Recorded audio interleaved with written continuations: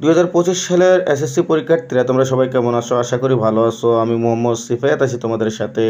Easy math সাইটের পক্ষ থেকে তোমাদের সবাইকে সুস্বাগতম। প্রিয় শিক্ষার্থীরা, আমি জানি অঙ্ক খুব কঠিন, তাই না? তোমাদের কাছে এই কঠিনকে কিভাবে তোমরা সহজেই হার মানাতে পারো, এই জন্য আমি তোমাদের কাছে চলে এসেছি আজকের গণিত সাজেশন নিয়ে। একদম সহজভাবে আমি তোমাদেরকে বোঝাবো। আশা করি তোমরা যদি এই ভিডিওটা মনোযোগ সহকারে দেখো, খুব সহজেই তোমরা গণিতে এ প্লাস নিয়ে ঘরে ফিরতে পারবা। তো চলো আমরা কথা না বাড়িয়ে দেখি আজকের সুপার সাজেশনটা কী রয়েছে।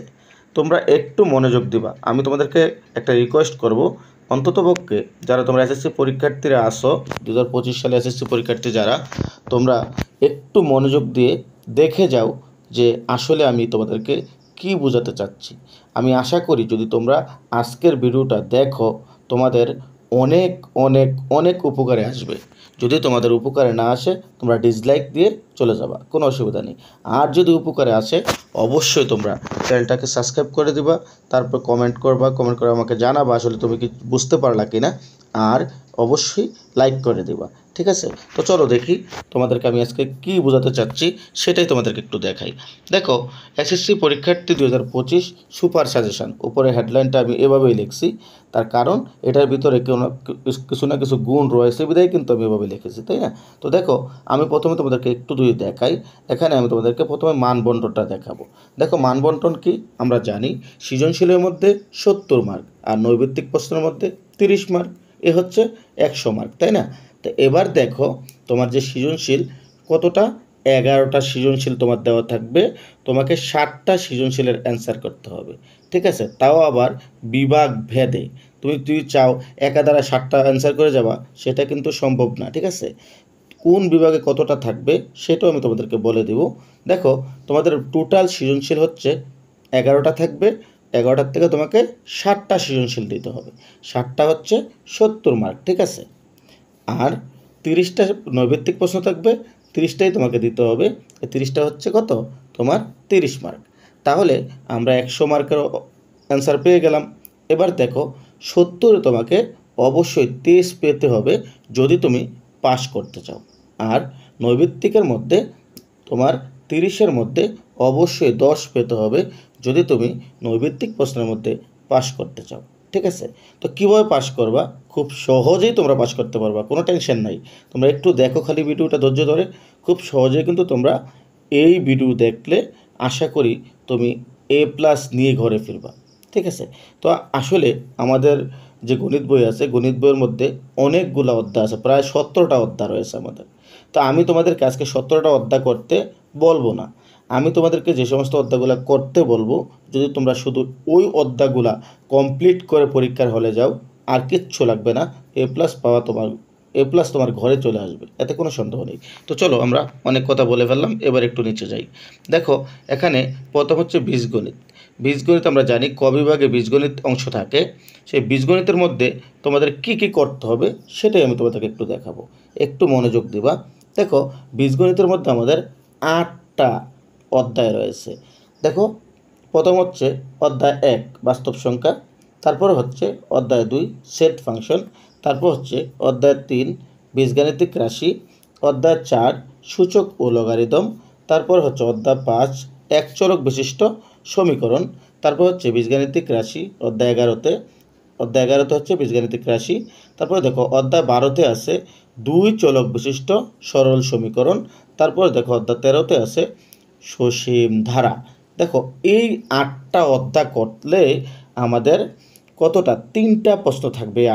8টা অধ্যায় থেকে 3টা প্রশ্ন থেকে কিন্তু আমাদের 2টা প্রশ্নের উত্তর অবশ্যই করতে হবে।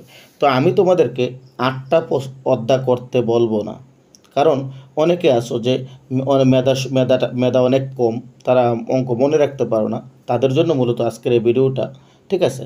তো আমি তোমাদেরকে যেই অধ্যায়গুলো সাজেস্ট করব, যদি তোমরা ওই অধ্যায়গুলো করে যেতে পারো, আমি আশা করি তোমরা ভালো কিছু করতে পারবা। দেখো, বাস্তব সংখ্যা একদম সহজ একটা অধ্যায়। যদি তোমার মনে করো যে বাস্তব সংখ্যাটা করতে পারো, হ্যাঁ, তবে না করলেও আমি বলবো না যে তুমি করো না, করতে পারো। এটা করাটা জেনে রাখা ভালো, তাই না? তো আমি তোমাদেরকে যেগুলো সাজেস্ট করব সেগুলো হচ্ছে অবশ্যই তোমাকে সেট ফাংশন অধ্যায়টা করতে হবে, ঠিক আছে, কারণ সেট ফাংশন অধ্যায় থেকে তোমার অঙ্ক আসে। তারপর দেখো বীজগাণিতিক রাশির যে অধ্যায়টা আছে সেটাও তোমাকে করতে হবে। এবার তুমি বলতে পারো বীজগাণিতিক রাশির অধ্যায়টা তো অনেক বড়, কিচ্ছু করার নাই ভাই, করতে তো হবেই, কারণ এই অধ্যায় থেকে অঙ্ক আসবে, মাস্ট বি, এতে কোনো সন্দেহ নাই। অতএব বীজগাণিতিক রাশিটা তোমাকে করতেই হবে। তাহলে আমরা কোনটা করলাম? সেট ফাংশন, বীজগাণিতিক রাশি। এবার আসো সূচক ও লগারিদম, এই অধ্যায়টা তুমি করতে হবে। তারপর দেখো একদম নিচে অধ্যায় 13-র মধ্যে আছে সসীম ধারা, এই সসীম ধারাটা তোমাকে করতে হবে। তাহলে আমি কতটা অধ্যায় দিলাম বলো তো? 8টা অধ্যায় থেকে আমি 4টা অধ্যায় তোমাকে দিলাম। এই 4টা অধ্যায় যদি তুমি করো, আমি আশা করি বীজগণিত থেকে মানে ক বিভাগ থেকে তুমি 3টা প্রশ্ন থেকে তুমি 2টা প্রশ্নের উত্তর দিতে পারবা, এতে কোনো সন্দেহ নেই। আমি আশা করি তোমরা এই 4টা অধ্যায় খুব সহজেই করতে পারবা, আর কোনো টেনশন করার দরকার নেই। আমি তোমাদের এই 4টা অধ্যায় কেন, তোমাদের যতগুলা অধ্যায় আমি আজকে সাজেস্ট করব, প্রত্যেকটা অধ্যায় আমি তোমাদেরকে করে দিব, এমনকি কমন প্রশ্নগুলো করব, যে প্রশ্নগুলা বোর্ড পরীক্ষায় আসার সম্ভাবনা 99%। এরকম প্রশ্ন আমি তোমাদের জন্য নিয়ে আসব, সাজেশন নিয়ে আসব, কোনো টেনশন নাই। শুধুমাত্র তোমরা আমার চ্যানেলটাকে সাবস্ক্রাইব করে রেখে দাও, দেখবা প্রতিনিয়ত তোমরা কমন প্রশ্ন যেগুলো তোমার খুব কাজে আসবে, যেগুলো তোমার পরীক্ষা আসার সম্ভাবনা অনেক বেশি, ওই প্রশ্নগুলো নিয়েই কিন্তু আমি তোমাদের সামনে হাজির হব এখন থেকে প্রতিদিন, ঠিক আছে? তাহলে এখানে 4টা অধ্যায় তোমরা বীজগণিতের করতে হবে, মাস্ট বি, এটা করতেই হবে, 4টা অধ্যায় করো। আর যদি মনে করো যে না 4টা অধ্যায় তোমার শেষ, তুমি আরও অতিরিক্ত কিছু করবা, তাহলে তুমি করতে পারো, হ্যাঁ। তো বীজগাণিতিক অনুপাতটা করতে পারো, এটাও কিন্তু ইম্পর্টেন্ট একটা অধ্যায়। তবে যদি তুমি একান্তই না পারো, তাহলে আমি যে 4টা অধ্যায় বললাম, সেট ফাংশন, বীজগাণিতিক রাশি, সূচক ও লগারিদম, সসীম ধারা, এই 4টা অধ্যায় তুমি করবেই, ঠিক আছে? আশা করি তোমরা এতটুকু বুঝতে পেরেছো। এবার আমি একটু নিচে যাই। দেখো নিচে আছে বিভাগ খ, অতএব জ্যামিতি। দেখো জ্যামিতি আমরা জানি, জ্যামিতিও কিন্তু 3টা প্রশ্ন দেওয়া থাকবে, তার মধ্যে তোমাকে অবশ্যই 2টা প্রশ্ন তোমাকে দিতে হবে। তাহলে এবার জ্যামিতি অধ্যায়টা আমি কিভাবে করব সেটা একটু দেখি। দেখো জ্যামিতির মধ্যে 5টা অধ্যায় রয়েছে, অধ্যায় 6, অধ্যায় 7, অধ্যায় 8, অধ্যায় 14, অধ্যায় 15। অর্থাৎ এই যে 5টা অধ্যায় রয়েছে, এই প্রত্যেকটা অধ্যায় কিন্তু জ্যামিতির। তাহলে এই প্রত্যেকটা অধ্যায় কি?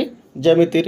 তাহলে এবার দেখো আমি তোমাদেরকে প্রতিটা এই 5টা অধ্যায় করতে বলবো না, আমি জাস্ট তোমাদেরকে সাজেস্ট করব যে রেখা, কোণ ও ত্রিভুজ একটা অধ্যায়, ব্যবহারিক জ্যামিতি একটা অধ্যায়, বৃত্ত একটা অধ্যায়, ক্ষেত্রফল সম্পর্কিত উপপাদ্য ও সম্পাদ্য একটা অধ্যায়।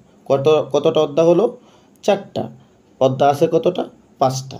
আচ্ছা, এবার যদি তুমি মনে করো যে 4টা অধ্যায় তোমার দ্বারা সম্ভব না, এই 4টা অধ্যায় তুমি করতে পারবে না, তাহলে তোমাকে আমি সাজেস্ট করব 3টা অধ্যায় তুমি করো। সেটা হচ্ছে অবশ্যই ব্যবহারিক জ্যামিতিটা তোমার করতে হবে, মাস্ট বি, বৃত্তটা করতে হবে, তারপরে হচ্ছে ক্ষেত্রফল সম্পর্কিত উপপাদ্য ও সম্পাদ্য করতে হবে।